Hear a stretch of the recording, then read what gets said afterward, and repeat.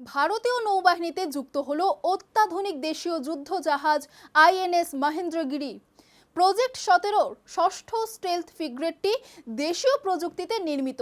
এর অন্তর্ভুক্তি নৌবাহিনীর শক্তি বাড়াবে এবং আত্মনির্ভর ভারতের লক্ষ্যকে আরও এগিয়ে নিয়ে যাবে। ভারতীয় নৌবাহিনীর জন্য বিশেষ দিন হিসেবে বিবেচিত হলো এই দিনটি। ভারতীয় নৌবাহিনী এবার আরো একটি অত্যাধুনিক দেশীয় যুদ্ধজাহাজ পেয়েছে।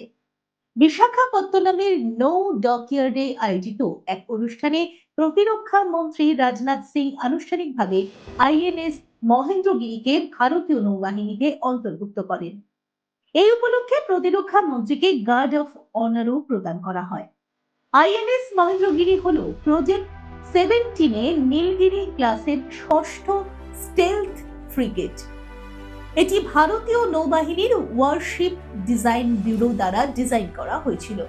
প্রতিরক্ষা মন্ত্রী রাজনাথ সিং জানিয়েছেন যে নৌবাহিনীতে আইএনএস মহেন্দ্রগিরির অন্তর্ভুক্তি দেশ এবং ভারতীয় নৌবাহিনীর জন্য এক গর্বের মুহূর্ত। তিনি বলেন, এই আধুনিক যুদ্ধ জাহাজটি সম্পূর্ণ দেশীয় নকশা ও নির্মাণের এক চমৎকার উদাহরণ এবং এটি আত্মনির্ভর ভারতের সংকল্প ও দেশের প্রতিরক্ষা শিল্প ও ক্ষুদ্র, ছোট ও মাঝারি উদ্যোগের ক্রমবর্ধমান সক্ষমতার এক প্রমাণ।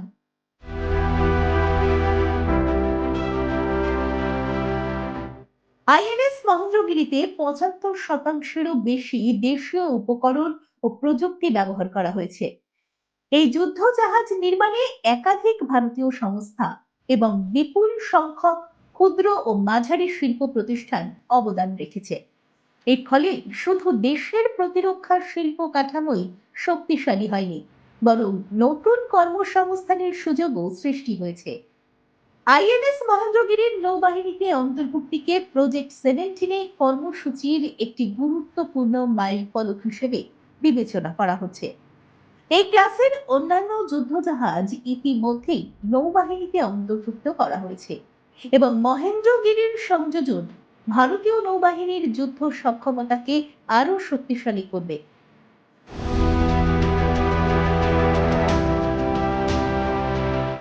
যুদ্ধজাহাজটির নামকরণ করা হয়েছে পূর্বঘাট পর্বতমালার মহেন্দ্রগিরি পর্বতশ্রেণী নামে। এই নামটি শক্তি, অধ্যাবসায় এবং অটল সংকল্পের প্রতীক হিসেবে বিবেচিত হয়। এটি ভারতীয় নৌবাহিনীর প্রথম যুদ্ধজাহাজ, যার নাম মহেন্দ্রগিরি। এই যুদ্ধজাহাজটি ভারতের সামুদ্রিক ঐতিহ্যে একটি নতুন অধ্যায় যুক্ত করেছে এবং দেশের ক্রমবর্ধমান দেশীয় জাহাজ নির্মাণ দক্ষতার প্রতিফলন ঘটিয়েছে।